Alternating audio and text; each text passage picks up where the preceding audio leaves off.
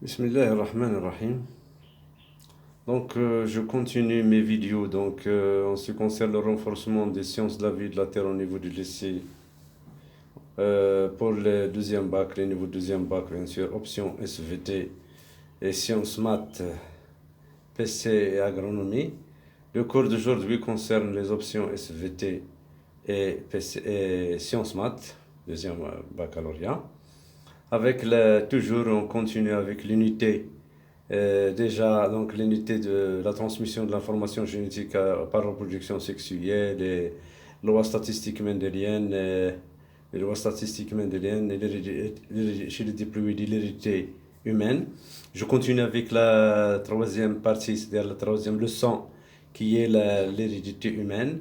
Et je continue je complète donc la vidéo précédente en ce qui concerne l'analyse des pédigrés ou bien des arbres généalogiques. Toujours, qu'est-ce qu'il faut chercher?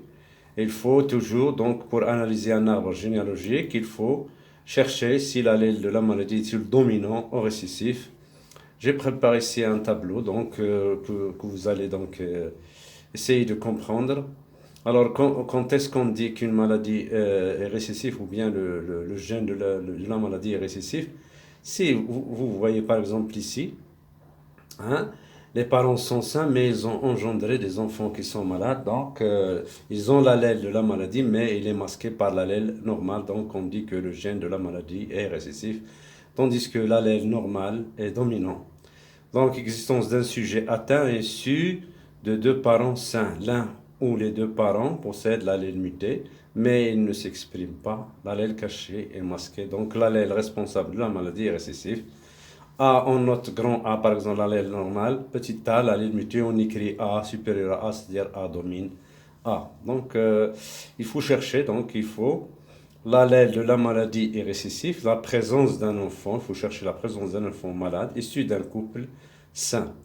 Et la présence d'un sujet sain qui est hétérozygote. D'accord? Ça, c'est lorsque le gène de la maladie est récessif. Dans le cas de la dominance, d'une maladie dominante, c'est-à-dire d'un gène d'une maladie héréditaire dominante, à chaque génération, il faut trouver un malade, ou bien au moins un malade, d'accord? D'accord? Ou bien, ça c'est ce qu'il faut tenir dans la tête. À chaque génération, vous trouvez au moins un malade. Alors, si l'allèle de la maladie est récessif, on suppose qu'il est récessif, alors un couple qui est atteint doit donner 100% des enfants atteints, puisque les parents ne possèdent que l'allèle muté récessif. Or, ce couple atteint a des enfants sains. D'accord? Donc, l'allèle responsable de la maladie est dominant. Voilà. Donc, on écrit cette fois-ci A, qui est l'allèle normal, il est muté, mais l'allèle de la maladie, l'allèle normal, il est muté récessif.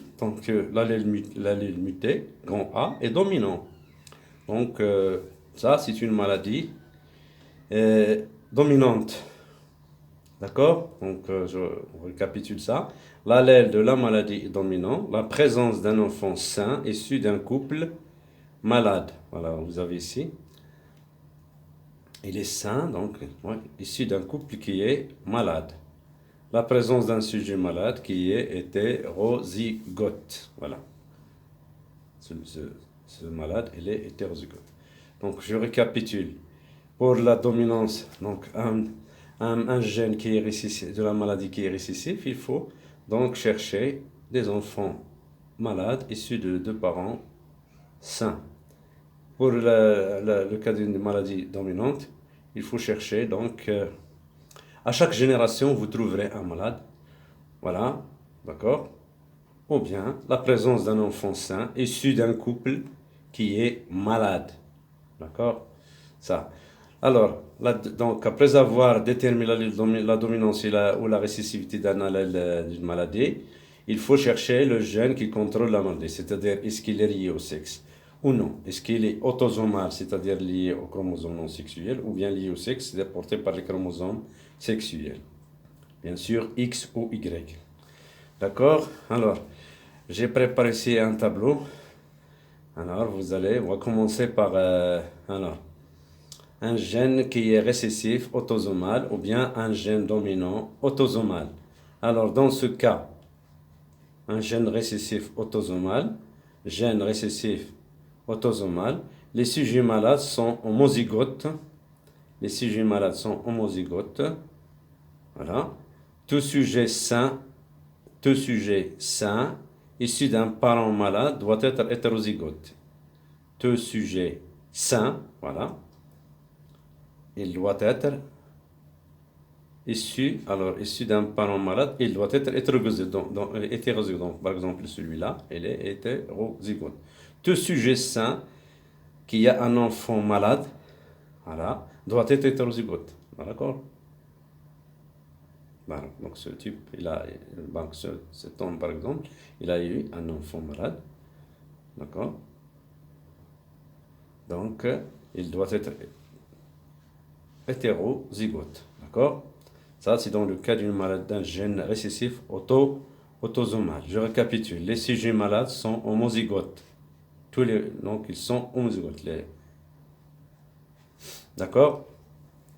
Tout sujet sain issu d'un parent malade, il doit être hétérozygote. D'accord? Alors, je répète, tout sujet sain issu d'un parent malade doit être hétérozygote. Voilà, les deux sujets, voilà, issus d'un parent malade par exemple, ils sont hétérozygotes. D'accord? Tout sujet sain qui a un enfant malade doit être hétérozygote.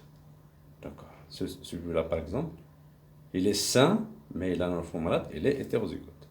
D'accord? Alors, pour le cas d'un gène dominant autosomal, le gène est dominant et autosomal. Alors, quand est-ce que les sujets sains sont hétérozygotes? Voilà, les sujets sains sont hétérozygotes. Tout sujet malade issu d'un parent sain, tout sujet malade issu d'un parent qui est sain doit être hétérozygote. D'accord? Doit être hétérozygote. Tout sujet malade, je répète, je récapitule, tout sujet malade issu d'un parent sain, il doit être donc hétérozygote. Tout sujet malade qui a un enfant sain, tout sujet malade qui a un enfant sain doit être hétérozygote aussi. D'accord? Ça, c'est ce qu'il faut récapituler. Les filles et les garçons ici possèdent chacun deux allèles. Deux allèles, bien sûr, puisque c'est une maladie, que ce soit récessive ou dominante, elle est autosomale, c'est-à-dire liée aux chromosomes non sexuels. D'accord? Alors, on va discuter aussi le cas d'un gène récessif lié à X ou bien un gène dominant lié à X et un gène lié à Y. Je vais commencer par le gène d'une maladie liée à Y. Alors, les garçons, donc, vous voyez donc comment connaît-on donc qu'il s'agit d'une maladie héréditaire liée au chromosome Y. Alors, le gène est lié à Y, toutes les filles sont saines. Voilà, regardez. Toutes les filles sont saines, puisqu'ils ne possèdent pas, bien sûr, le chromosome Y. Pour être un garçon, il faut avoir un Y transmis par son papa. Tous les garçons issus d'un père atteint, ils sont atteints. Voilà. Tous les garçons issus d'un père sain sont sains. Voilà. Regardez ici. Les garçons ont un seul allèle. Pourquoi? Parce que la maladie est portée par Y, donc ils ont un seul allèle, normal ou muté. Non. Alors ici, ils sont malades, donc ils ont un allèle de la maladie ou bien normal. Les filles ne possèdent ni l'allèle normal, ni l'allèle muté. Donc toutes les filles sont saines. D'accord? Alors, les deux cas qui restent, le gène récessif lié à X. Alors, tous les garçons issus de la mère malade, tous les garçons issus de la mère malade, tous les garçons issus de la mère qui est malade, regardez ici.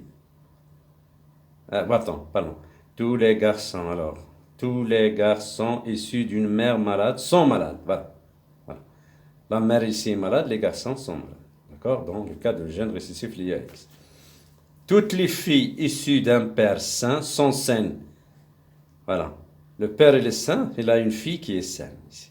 Regardez. Très bien. Tout garçon sain est issu d'une mère saine. Tout garçon sain est issu d'une mère saine. Regardez, celui-là, il est sain, sa mère aussi.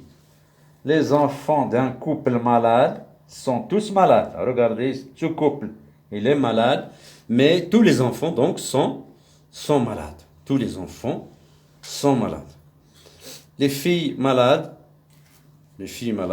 donc les filles malades ici, ils sont homozygotes. Ils sont tous, auront un génotype homozygote. Les mères saines qui ont un enfant malade, les mères saines qui ont un enfant malade dans ce cas ici, sont hétérozygotes, évidemment. Ils seront hétérozygotes. Dans le cas d'un gène dominant lié à X, regardez ici. Donc, dominant, pourquoi la maladie est dominante? Parce qu'à chaque génération, vous avez au moins un malade ici. Ici 2, 1, 2 ici. Donc, au moins un malade. D'accord? Alors, comment connaît-on le gène, si la maladie le gène de la maladie dominante liée à X?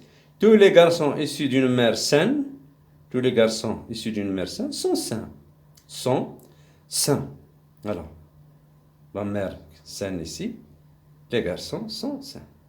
D'accord? Toutes les filles issues d'un père malade,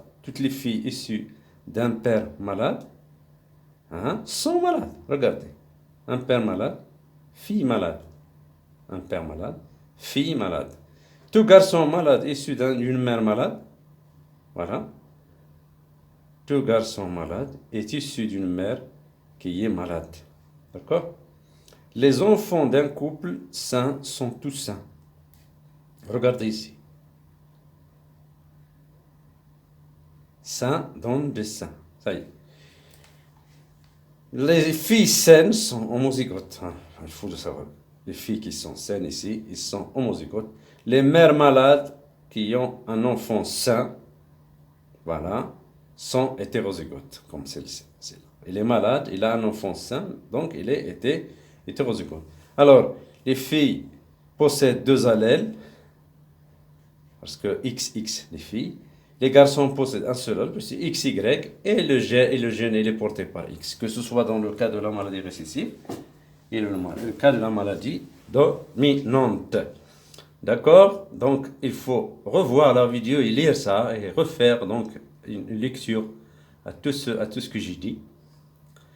Maintenant, je vais vous parler de la méthodologie d'analyse, voilà, la méthodologie de l'analyse de la génétique humaine.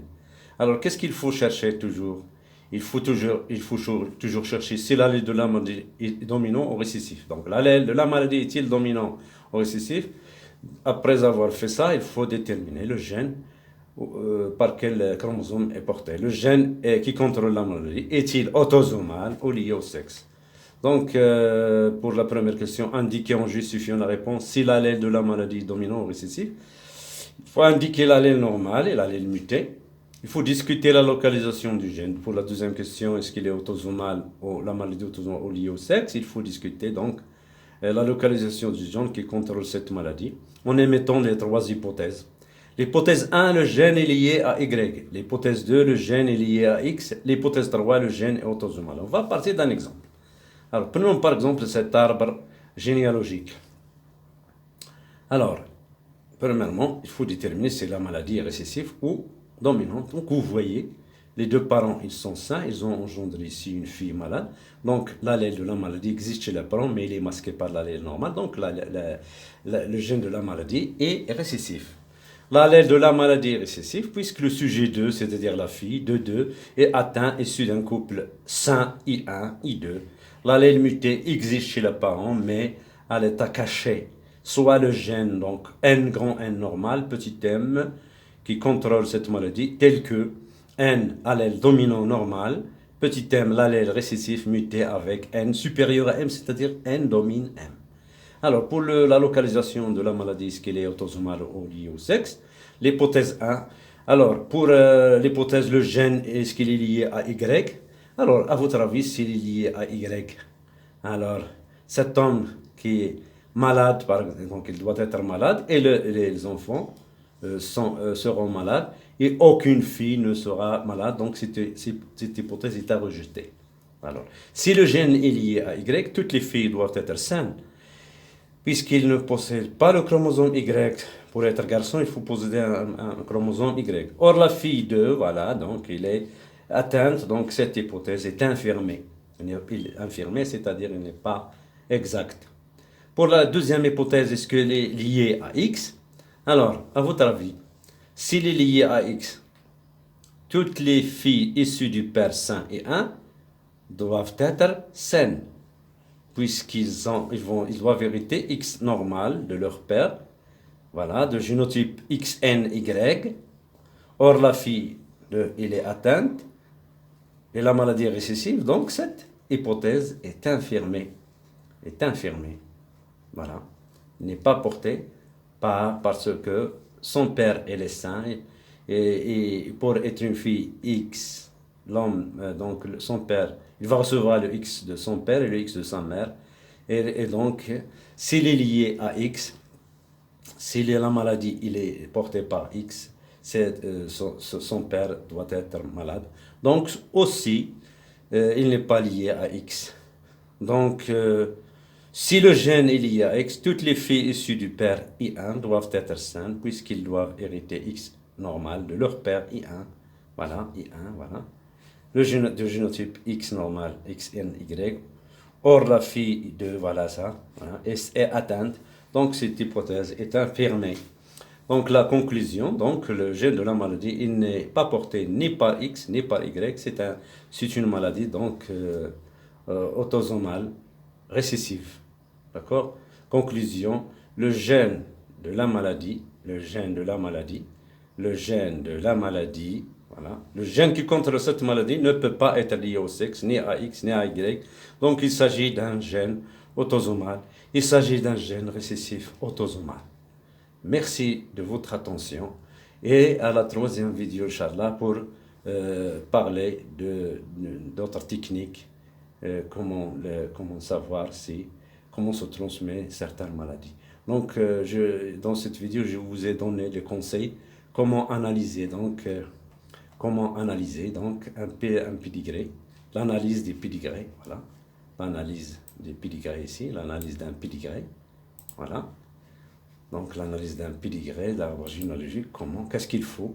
Je récapitule, il faut déterminer ça de la maladie dominante récessive, il faut voir si le gène qui contrôle la maladie est autosomal ou lié au sexe, donc revoir la vidéo, lire le tableau, donc j'ai récapitulé tout ça dans un tableau, et la méthodologie, donc il faut tenir ça dans la tête. Il faut déterminer si la maladie dominante récessive, c'est le gène qui contrôle la maladie autosomale, et donc revoir la vidéo et étudier l'exemple que j'ai donné ici. Merci de votre attention et bonne chance. Abonnez-vous à ma chaîne YouTube sous le nom de Lahsen Kerbal, donc, et ma page Facebook Apprentissage SVT. Et bon courage à tout le monde.